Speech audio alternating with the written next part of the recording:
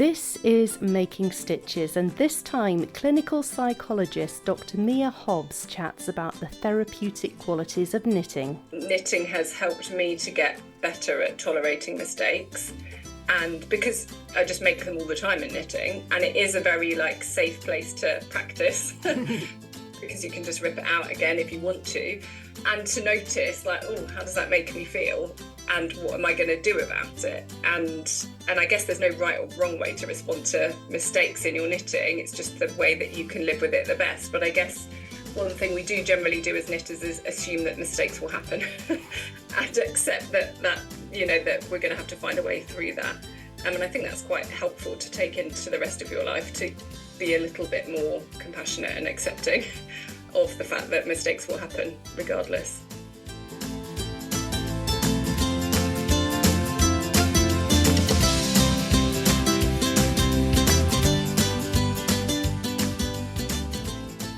Hello, I'm Lindsay, a lifelong crafter, a crochet designer and journalist, and I'm so glad you've joined me today for this episode of Making Stitches. Like many other people, I've found that life doesn't always work out how we might have planned, and at very tricky times, crafts of some form or another have helped me navigate my troubles. Having something to focus on, to take my mind off bigger worries, to lose myself in the steady rhythm of blanket rows, or focusing in on the complexities of a new pattern, have worked for me as a diversion. Of course, there are times when it doesn't work, but on the whole, I would say that crochet and making this podcast has been what's got me through the last few years, along with some wonderful friends and family, of course, too. With that in mind, I was searching for some podcast inspiration and came across the Why I Knit podcast, hosted by clinical psychologist Dr Mia Hobbs. In it, she speaks to knitters and other crafters about how their crafts have got them through difficult times. It's a truly inspiring listen. So after listening to a few episodes, I asked Mia if she'd like to come on to Making Stitches to talk about her work, and thankfully she said yes. I started our chat by asking Mia all about when knitting first came into her life. So my mum was a knitter when I was younger. She doesn't do it very much anymore, but I remember watching her knit when I was, probably quite small, maybe 5 or 6, and wanting to have a go. And I had some Donald Duck knitting needles and made a very, very tight, very holey blanket for a mouse. And I remember watching my mum and thinking, well, she's just clearly clicking the needles together and there's some magic happening, and why is that not happening when I have a go? So I did a little bit then, but didn't carry it on really. I tried lots of different kind of crafty things over the years, but then when I started my doctorate in clinical psychology, my mum randomly had met a woman whose daughter had done the same course as me. And this daughter had learnt to bricklay and had built a brick wall in her garden because she had this really strong need to do something completely unrelated to psychology while she was doing this very intense kind of training course. So my mum was so I think, and she was in a kind of knitting phase again at that point, my mum. So she said, I think you need to learn to knit. And I was like, okay, fine. And I did it. We were sitting watching TV just to kind of keep her happy. And then, she said, you could make one of these shawls. And I said, really, could I? And she said, yeah, you definitely could. And I think my hands remembered how to knit, really, even from my tiny little mouse blanket. And so we did a bit of knitting that evening. And she said, look, you can do a knit stitch, you can do a purl stitch. And then the next day when I was heading back to London, we went to John Lewis and she gave me, we bought yarn for a shawl that was very simple, kind of garter stitch, triangular shawl that starts out with 5 stitches and then grows gradually. And I took that back and I was studying for my first year exams, and I think it was there, and I did some, and I think it was really helpful. I was thinking about this yesterday, actually. I was writing something, and that it started with really few stitches, because I think at the beginning when you start knitting, you need to kind of make progress quite quickly to give you a sense of achievement. Whereas now I can start knitting a sweater and I don't care that it takes me 6 months. I don't need to finish stuff, really. I like it. And today I'm wearing a jumper I've just finished, and I did look in all the car windows at my new jumper on my way to Sainsbury's earlier. But I don't need that kind of hit, because I do the knitting for the process more than the end result. But I think at the beginning it was perfect that I could finish a row really quickly, and I was revising. And I think, revision, you can't see, like you can't get to the end. And I think it was really helpful that I could have a break and do a few rows of knitting, and it was a very different way of seeing progress. So I felt like I was achieving something. And I think that was why it stuck, really. I had a couple of friends on my course who actually also randomly had started knitting. And I think some of them maybe I encouraged into it. But I just kind of stuck with it since then. And I spent a long time not knitting garments. And then I think it kind of escalated up a gear again when I started knitting garments about maybe, I don't know, 6 years ago. Mm.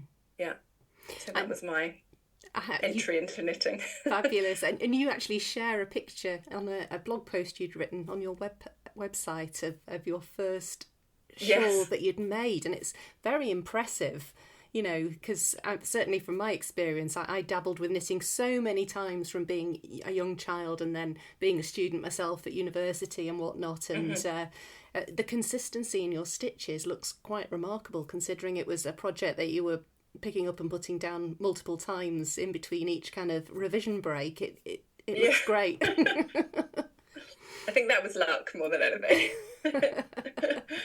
So you then, once you'd finished, obviously you were successful in your revision and your knitting came along with you, and then you ended up being a clinical psychologist. So how would you say your knitting helped you in addition to getting through your revision, and what are the things that it gave to you along the way? I think it took me a long time to realise all of the things it gave me, actually, like an embarrassingly long time to realise. I think I was always somebody, even before I started knitting, that needed to do something with my hands. Like I was, I had phases as a teenager. I was making things out of like polymer clay, and I'd done a bit of cross stitch, and even in my undergraduate degree was, I was always someone who started to revise early and did a little bit, because I couldn't sit and concentrate for 7 hours and cram. That was what all the cool people did. I just didn't work for me. And the night before exams, I would always be like in my room and my brain would have hit capacity and I'd be doing some cross stitch instead. And I felt like I had to hide away because other people would think I was completely mad or annoying for not revising the night before an exam. So I think I always needed that. And I think I didn't love cross stitch as much because I felt like it didn't give me anything that I really could do anything with. I didn't know what to do with the end product. So I think over the years it has given me like a different way of like stimulating my brain, which gives the part of my brain that I overuse, like problem solving, communicating, like talking, kind of for therapy and for a lot of, like business stuff. It's very like thinking heavy. It gives that part of my brain a break and allows, the verbal part of my brain to rest while I do something with my hands. And I feel like I've always needed that. But I now use it much more intentionally. So I think throughout my career, it's been really helpful to have, the thing lots of people say about knitting is it gives you a real kind of sense of achievement, a very visible, tangible result. That's not something you get from therapy. Sadly, there often isn't a very linear progress in helping people to feel better from psychological distress. But with a knitting pattern, there is a clear kind of recipe that if you follow that, it leads to a very predictable thing at the end. And you can see it and you can touch it and you can take a picture of it. And I think that has been helpful for me. And I think the main thing is doing something with my hands that is soothing. I'm also not great at sitting still and doing nothing, or watching TV. So I think having something to do at the same time has been helpful for me too. Yeah. But I could talk at length about the ways it's been helpful and do. And how has knitting crossed over into your work? Because I know that that is a more recent thing. In the last, so I left the NHS in 2017, and I felt like at that point I was starting to think more about the mental health benefits of knitting and just how many people were talking about how it was helpful. And you know, you'd see like pins you can buy as knitters, like that would enamel pins that says I knit because punching people is frowned upon, and all of those things that kind of allude to there's something calming about it. Well, that's what I read into it anyway. And started to think about it more and more. And then actually I had a colleague who had twins at work, and lots of people said to me, oh, will you help me knit a cardigan for the babies? And I was thinking, actually, the last thing these poor babies need is like 15 unfinished cardigans by people who don't normally knit. So I got some yarn and we all knitted squares, and I crocheted them all together into 2 blankets for these babies. And lots of people kind of joined in who weren't necessarily thinking about it. And I taught people to knit. And actually there was really changed the team morale. So then I think I talked more to like my colleagues about the mental health benefits of knitting. And I still kind of didn't feel massively confident about using it in my therapy work, I think, because while there was a little bit of research out there, it's not a massively researched area. And I felt like people might laugh or think I was weird or charging them for, you know, a nonsense therapy. So I think it took a while before I got more confident. And now I do bring it into my therapy work sometimes. So I will always talk to people about the kind of therapeutic benefits of doing something creative. So I mainly work with children and young people. Most of the people I work with will not be interested in knitting, which is fine. So I tell them a bit of a story about why I find knitting is helpful and why there's evidence that knitting can be beneficial for your mental health.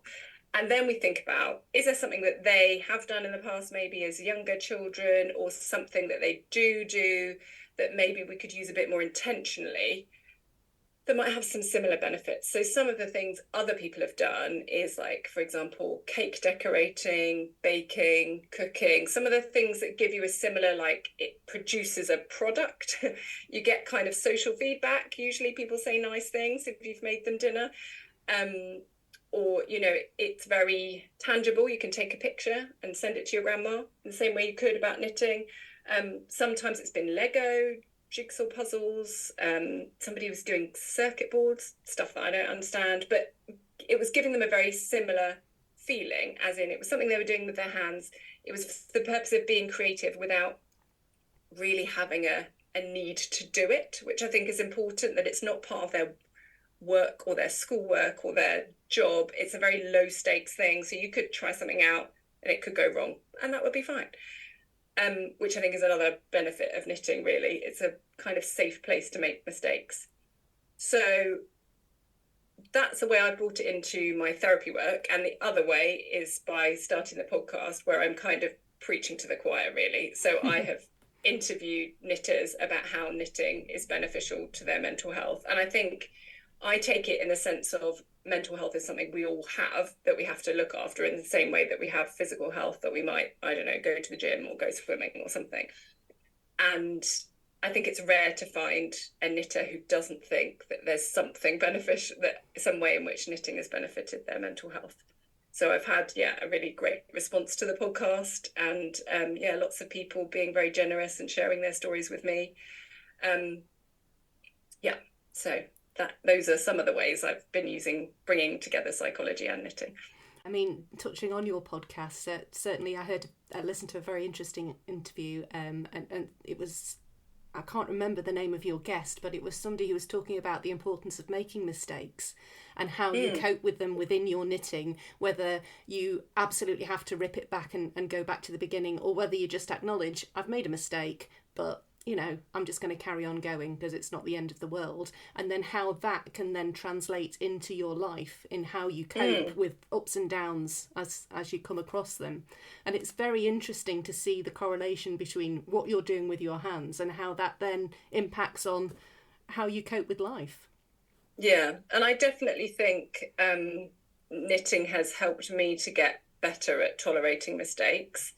And because I just make them all the time in knitting, and it is a very safe place to practice because you can just rip it out again if you want to, and to notice how does that make me feel, and what am I going to do about it? And I guess there's no right or wrong way to respond to mistakes in your knitting. It's just the way that you can live with it the best. But I guess one thing we do generally do as knitters is assume that mistakes will happen and accept that that we're going to have to find a way through that. And I think that's quite helpful to take into the rest of your life, to be a little bit more compassionate and accepting of the fact that mistakes will happen regardless, and that to practice with different, we can experiment in knitting, can't we, with different ways of managing the mistake and see what works best for us. So I definitely think that's one of the ways in which knitting has benefited the rest of my life, practicing with making mistakes. Absolutely. And also, the fact that it isn't the end of the world. Whereas, certainly when you're first starting out, as you said, when you first started with that shawl, it was just a small amount of stitches. It wasn't just a huge mountain to climb. But the fact that, there are ways of solving problems and navigating your way around an issue that can translate into your real life. Yeah, and I'm aware that that's obviously easier as someone who's been knitting almost every day for like 15 years. I, through trial and error, probably encountered most of the mistakes I can possibly make before.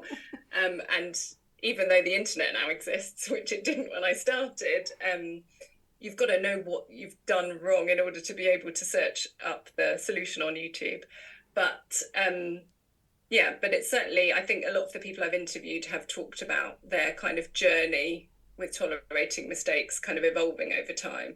And I actually have run retreats for health professionals using knitting.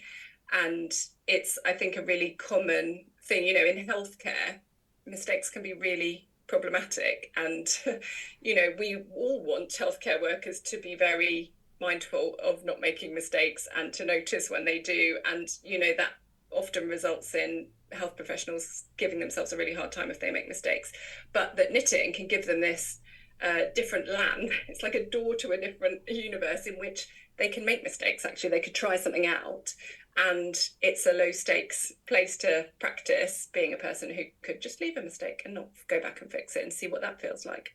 So I think that's quite freeing to have that opportunity. Absolutely.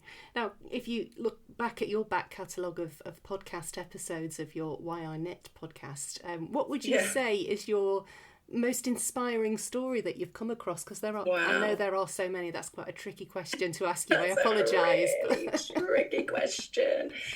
Oh, that's cruel. I think there's so many really inspiring stories. And I think the thing I love about it and why I keep doing it is that every new episode that somebody will say something, like people have just these brilliant phrases for describing how they feel about knitting. So I don't know, one of the things that sticks in my mind is Lisa Silver, who's a yarn dyer. I interviewed her about her experience of having a diagnosis of ADHD and how she feels knitting relates to that. And one of the things she's described knitting was like a happy dance with my hands. And I loved that kind of turn of phrase. I think probably the interview that stands out the most is Ellen, who's 16 and contacted me to suggest maybe that she could be a guest for the podcast, because as a young person, she doesn't know many other people who were knitting and felt like knitting had been really instrumental in helping her get through various mental health challenges and continue to show up at school and do her GCSEs, which I thought was amazing. And I would have, as a teenager, loved to have heard from somebody like her, to feel like I wasn't the only teenager who was in their room doing cross stitch or knitting or something creative that other people thought was a bit weird.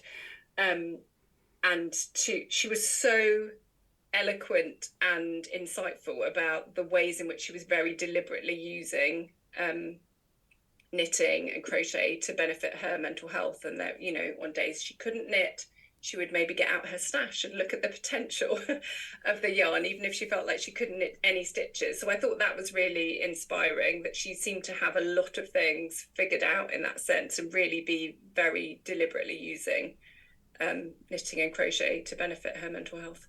That's a very mature way of looking at it for a 16-year-old. I think I was probably almost 40 before I realised I could do such a thing. Yeah, exactly. And I was a psychologist, and I was just doing these things, I was always the person who was like doing cross stitch in my bedroom the night before an exam. I didn't really think about why, or that was a deliberate strategy to benefit my, pre-exam anxiety, really. That's what I was doing. And I didn't really put labels on it until later, I suppose, or start using it deliberately. I think the first time I did that was when I left the NHS, really, which was probably a period of kind of grief for me. Like, it wasn't my career plan at all, but through various circumstances, it ended up being the kind of only choice at that point. And then I decided I needed a big knitting project to take me through that transition. And that was the first time I deliberately kind of spent money on yarn and chose the colours. And it was deliberately for the purpose of being the project that was going to take me through that transition. And I think allowed me to give myself the opportunity to take some time to do the process of the change, like, because transitions are hard, and to be more patient with myself, and not expect to have being in private practice all sorted within the first 2 weeks, because that was clearly not going to happen. That was, that takes some time. So that was, I think, when I first started using it really deliberately. Yeah, that's really interesting, because certainly I know that my crafts, predominantly crochet, have really helped me during difficult times, and it's so nice to have something that's away from all the troubles that you're facing, that you can focus on in a positive way.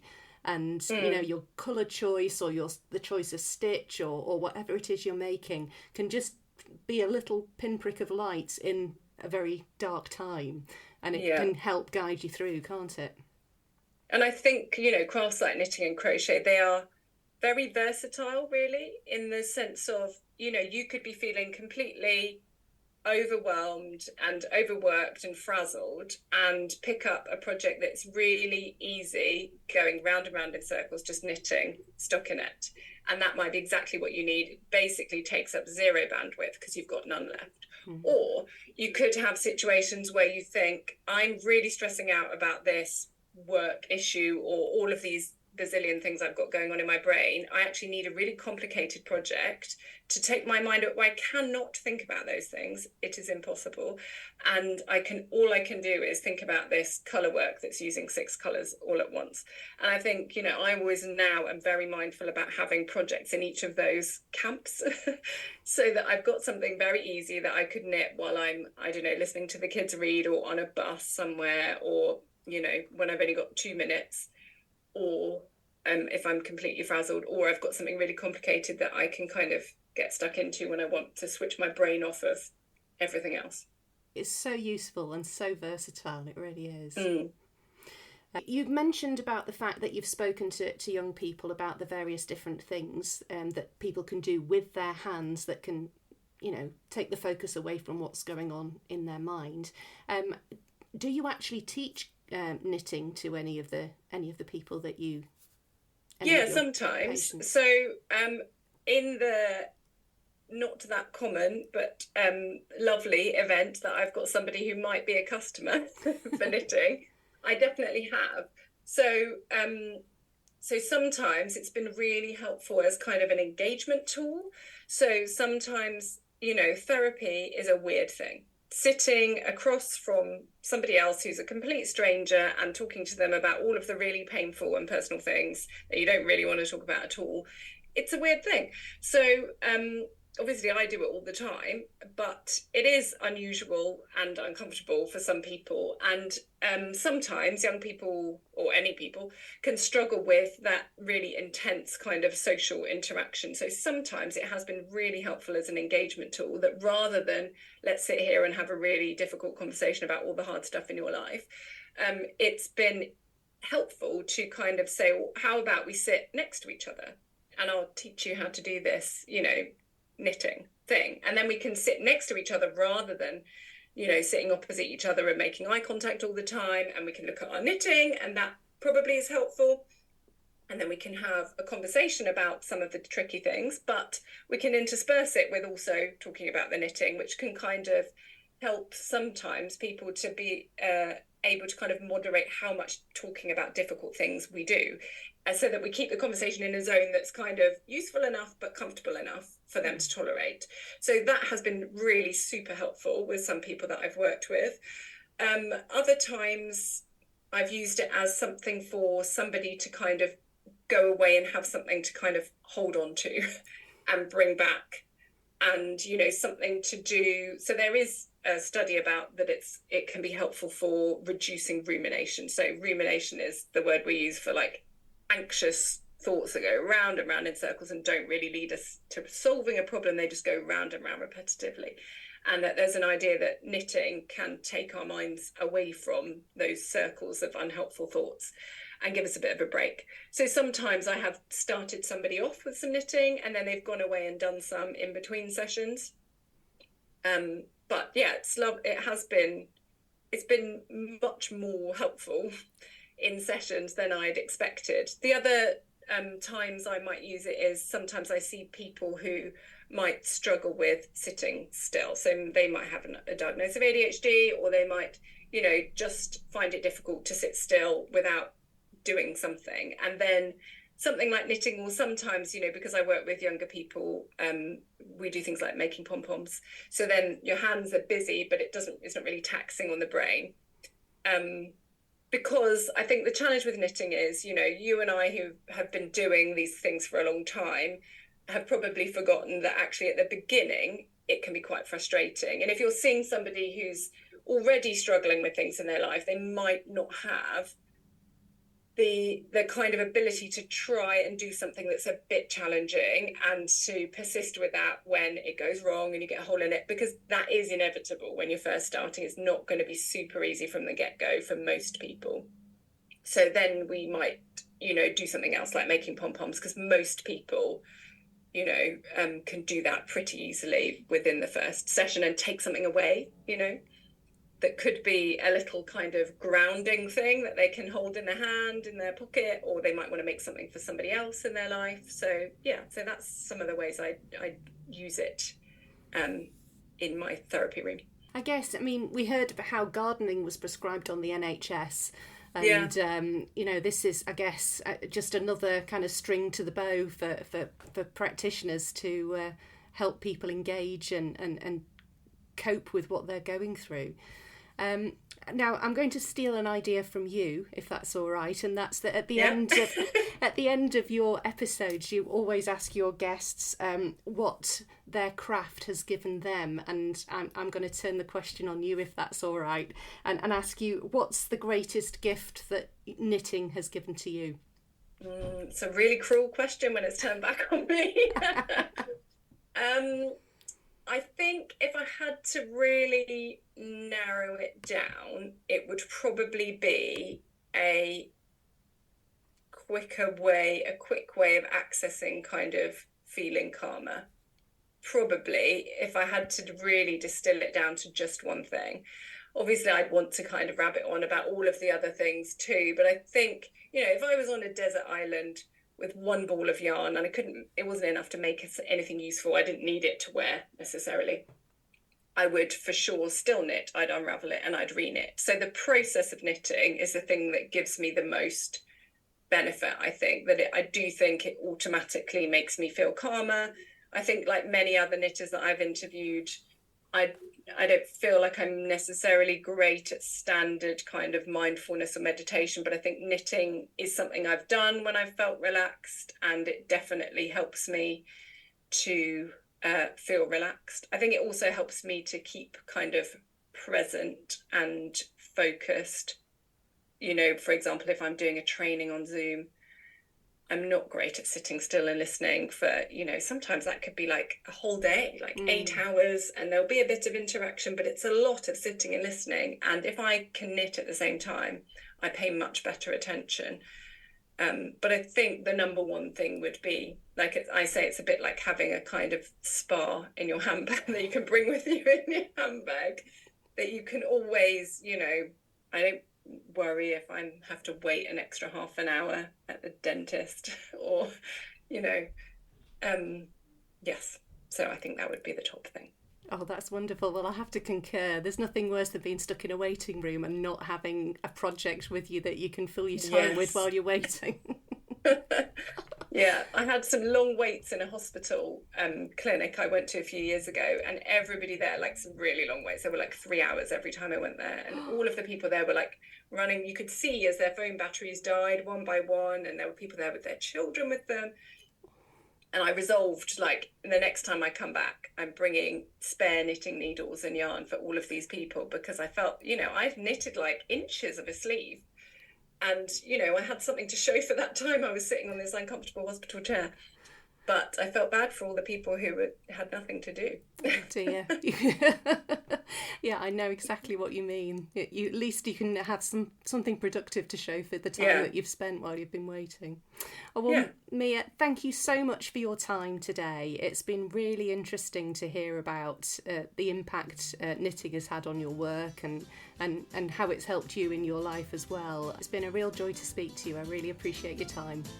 Thanks for having me. My thanks again to Dr Mia Hobbs for taking the time to speak to me for Making Stitches.